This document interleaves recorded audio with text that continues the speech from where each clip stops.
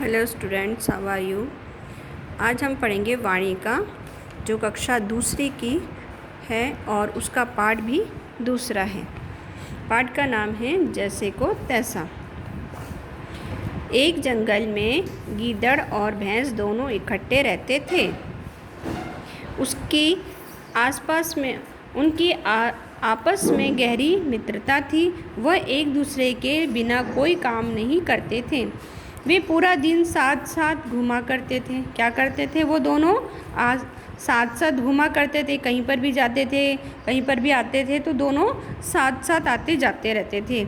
एक दिन दोनों के ने विचार किया कि आज कहीं चलकर किसी खेत में तरबूज और खरबूजे खाते हैं।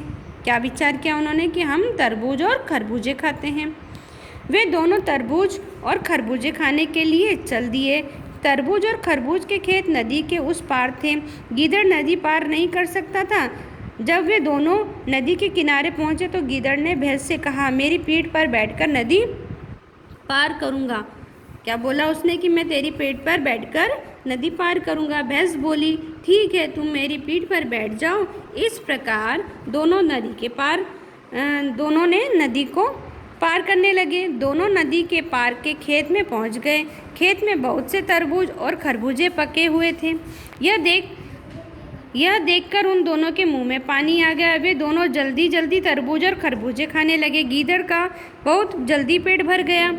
कहने लगा, भैंस बहन, मेरा पेट भर गया। मुझे खाना खाने के बाद हुकारने की आदत है। मैं ज़रा हुकार लूँ। क्या बोला उसने? कि मुझे ज़ोर से चिल्लाने की आदत है, तो क्या मैं चिल्लाऊँ? तो भैंस बोली कि ठीक है। तभी भैंस ने कहा, नहीं नहीं भाई, पहले मुझे भी पेट भर लेने दो। तेरे हुकारने से खेत का मालिक आ जाएगा।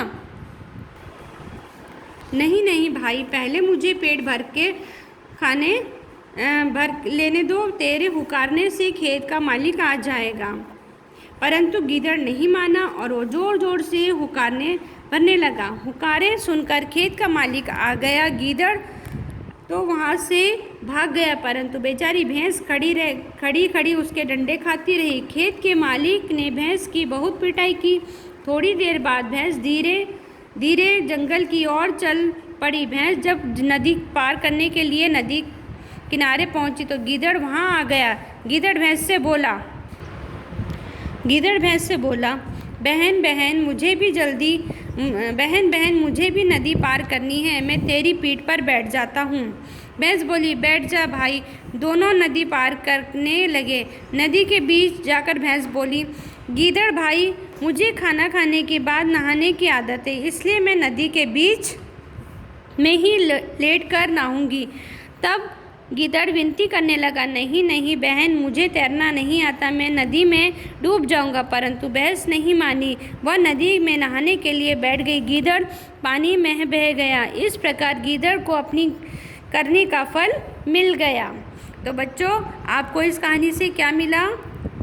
क्या शिक्षा मिली? कि हमें किसी के साथ में बुरा व्यवहार नहीं करना चाहिए। हम जिसके साथ में बुरा व्यवहार करते हैं उसके साथ में भी वैसा ही व्यवहार होता है। अगर हम लोगों के साथ अच्छा व्यवहार करेंगे तो लोग भी हमारे साथ में अच्छा व्यवहार करेंगे। आई होप आपको ये स्टोरी अच्छे से समझ में आई होगी। Thank you so much.